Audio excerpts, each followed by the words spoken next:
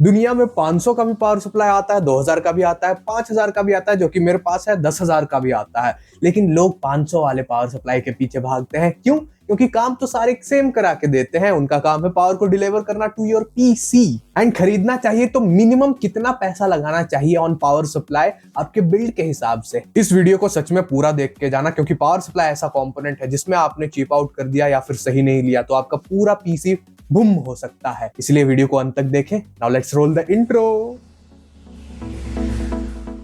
अब वो जो सस्ती वाली 500 रुपए की पावर सप्लाईज आती हैं, उनको क्यों नहीं लेना चाहिए? पहली बात तो एकदम चीप क्वालिटी की होती है, ट्रैश क्वालिटी की होती है एकदम। उसके अंदर जो कैपेसिटर्स और आईसीज लगे होते हैं ना, वो एकदम थर्ड ग्रेड के होते हैं। कोई उनका भरोसा नहीं है कब कैपेसिटर फट जाए, इसीलिए उनको मत लेना कभी भी। वो जो टीन वाले डब्बे वाले आते हैं ना, ऐसा होता है ना कभी कभी कि कोई खराब मदरबोर्ड या फिर खराब पावर सप्लाई होता है, लेकिन उनके कैपेसिटर सही होते हैं, उनको अनसोल्डर करके उसमें लगा देते हैं। ऐसा होता है उसमें। नेक्स्ट पॉइंट इज, उनमें कोई भी करंट प्रोटेक्शन नहीं होता है। अगर करंट ओवरलोड हो गया तो भाई आपका पावर सप्लाई बुम हो जाएगा और साथ में आपके अदर कंपोनेंट्स को भी ले डूबेगा।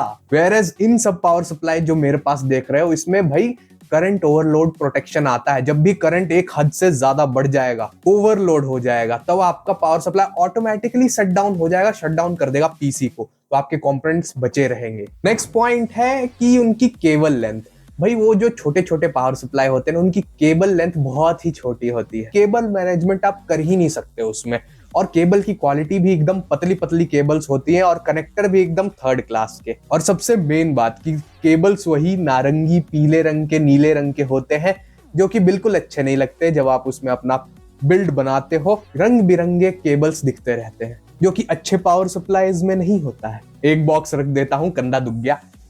हाँ, अब उन सस्ते पावर सप्लाई में कनेक्टर्स बहुत ही कम मिलते हैं। पीसीआई कनेक्टर तो मिलता ही नहीं है, क्योंकि वो ऑलरेडी इतने कम पावर के रेटेड होते हैं और असल में वो उतना पावर डिलीवर भी नहीं कर पाते सच में। और साथ में उनमें कनेक्टर्स के नाम पे भाई पीसीआई कनेक्टर तो मिलेगा नहीं, ऊपर से मोलेक्स कनेक्टर और अपना जो हार्ड ड्राइव में लगाते हैं साटा कनेक्टर, वो भी एक दो मिल जाते हैं बस।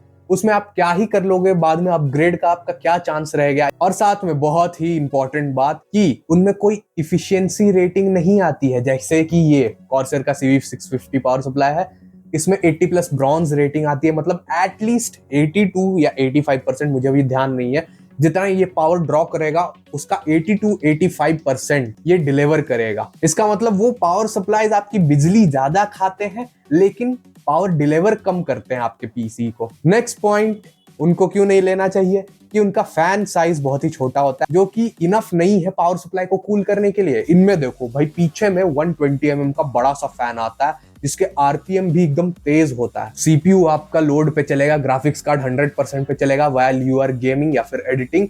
तब भाई पावर सप्लाई में ज्यादा पावर उसको देना पड़ेगा ना पावर सप्लाई को, तो वो ज्यादा हीट होएगा। तो आपको फैन बड़ा चाहिए कि नहीं पावर सप्लाई के अंदर के कंपोनेंट्स को कूल रखने के लिए, नहीं तो फिर वही बात होगी, ओवरहीट और बूम। नेक्स्ट बात जो उन सस्ते पावर सप्लाई में है कि वो फेक वॉटेज दिखाते हैं कि भाई 400, 500, 600 वॉट के पावर सप्लाई लिखे हुए हैं, लेकिन मैक्सिमम 200, 300 वॉट तक ही वो पावर सप्लाई डिलीवर कर पाते हैं। अब कोई बंदा वो सस्ता वाला पावर सप्लाई खरीद लिया 600, 700 में कि भाई 500 वॉट की पावर सप्लाई है और मेरा रिकमेंडेड पावर रिक्वायरमेंट भी 500 वॉट है, और वो उसमें अपना ग्राफिक्स कार्ड लगा के चलाने लगा, लेकिन वो फेक वॉटेज थी। अब उससे ज्यादा अगर पीसी ने मांग लिया पावर, वॉटेज ड्रॉ कर लिया और उतना वो दे नहीं पाया, तो क्या होगा?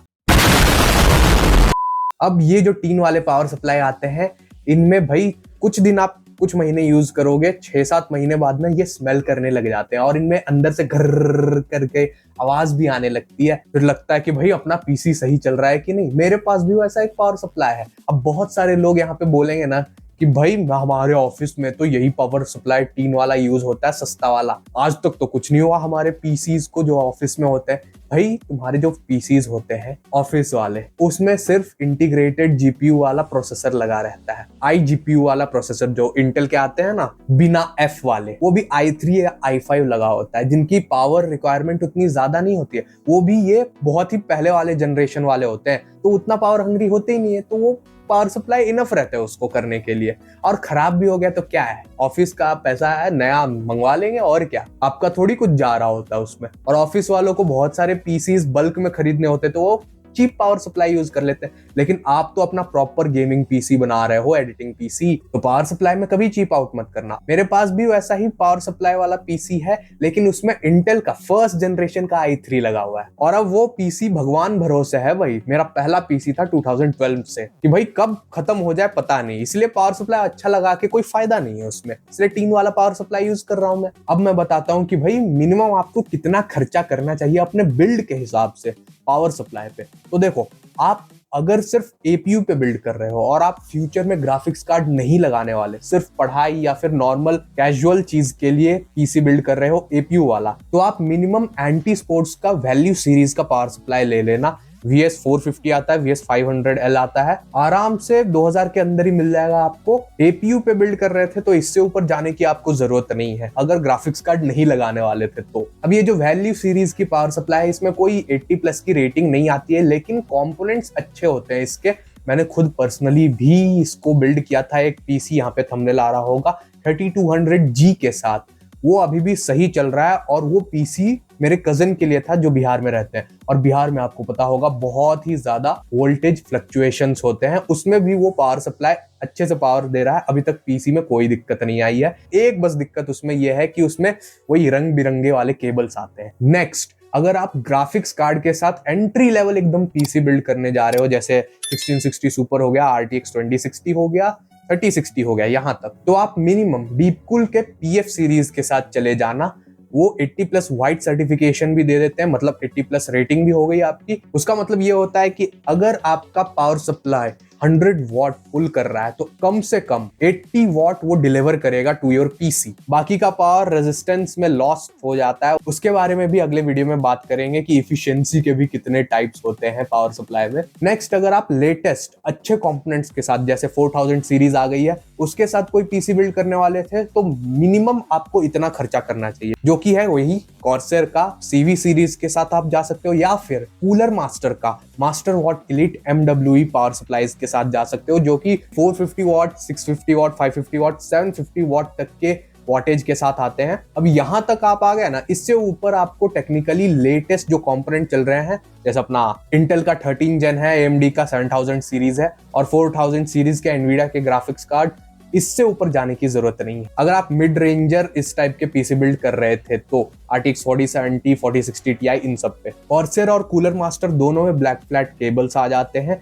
हालांकि ये नॉन मॉड्यूलर है, मतलब आप इसमें इंडिविजुअली केबल्स को कनेक्ट अलग नहीं कर सकते हो, वो और महंगे पावर सप्लाईज में आता है, लेकिन उतनी आपको जरूरत नहीं है। मिनिमम आप इतना खर्चा कर लोगे, सेफ हो जाओगे, आपका पावर सप्लाई कभी नहीं फटेगा, क्योंकि इनमें 80+ ब्रॉन्ज की रेटिंग आ जाती है। बाकी सारे जापानीज कैपेसिटर्स यूज होते हैं इसमें प्रॉपर, और जापानीज कैपेसिटर नंबर 1 कैपेसिटर्स होते हैं in terms of reliability and current output. अब कॉर्सर CV सीरीज और कूलर मास्टर का master what elite series MWE, इन दोनों में बस एक ही मेरे को डिफरेंस लगा कि कॉर्सर वाले में 3 साल की वारंटी आती है और कूलर मास्टर वाले में 5 साल की वारंटी आती है, और प्राइस दोनों का सिमिलर रहता है। 550 वॉट के लिए 4000 रुपए, 650 के लिए 5000 के आसपास। तो मैं रिकमेंड करूंगा कि कूलर मास्टर के साथ ही जाना, सब कुछ सेम मिलेगा वहां पे, बस वारंटी 2 साल की ज्यादा मिल जाएगी। तो इसीलिए this was a bonus tip. तो कंक्लूजन क्या मिला इस वीडियो से, कि अगर आप एकदम ऑफिस वाले पीसी बिल्ड कर रहे हो जिसमें आपको पावर सप्लाई फटने का कोई गम नहीं है, तो आप वो 3 वाले पावर सप्लाई की तरफ जा सकते हो। अगर आप एपीयू के ऊपर बिल्ड कर रहे थे तो एटलीस्ट एंटी स्पोर्ट्स का VS सीरीज के साथ चले जाना। नेक्स्ट, अगर आप बजट बिल्ड कर रहे थे जैसे 2060 सुपर, 3060 पे, तो आप एटलीस्ट ड्रीपकूल का PF सीरीज के साथ चला जाना। अगर आप लेटेस्ट कंपोनेंट पे बिल्ड कर रहे थे तो कॉर्सर का CV सीरीज या फिर कूलर मास्टर का MWE सीरीज के साथ चले जाना। अब मैंने इस वीडियो में वॉटेज तो बताया ही नहीं कि कितने वॉट के साथ जाना है, वो अगले वीडियो में बात करेंगे कि कितना वॉटेज आपको चाहिए आपके पीसी बिल्ड के हिसाब से, वो कैसे कैलकुलेट करते हैं। बहुत सारे लोगों को कैलकुलेट करने नहीं आता है, या तो वो कम ले आते हैं या फिर ज्यादा ले आते हैं, दोनों ही तरफ आपका नुकसान है। इसलिए अगले वीडियो को जरूर देखना, इसीलिए चैनल को जरूर सब्सक्राइब कर देना टू नो कि कितना वॉटेज चाहिए आपको आपके पीसी बिल्ड के लिए। ट्रस्ट मी, बहुत ही इजी तरीका है, 2 मिनट में पता लगा लोगे। बाकी जाते जाते इंस्टाग्राम पे जरूर फॉलो कर लेना, फ्री गेम्स के डील्स डालता हूं मैं वहां पे। बाकी फायर गेमिंग चैनल को जरूर चेकआउट कर लेना, अगर गेमिंग में इंटरेस्ट रखते हो तो। ट्रस्ट मी, एक वीडियो वहां पे जाके देख लोगे ना, फिर बिना सब्सक्राइब किए रह नहीं पाओगे। मिलते हैं ऐसे ही धमाकेदार गेम प्ले वीडियो में, तब तक के लिए बाय बाय, सायोनारा।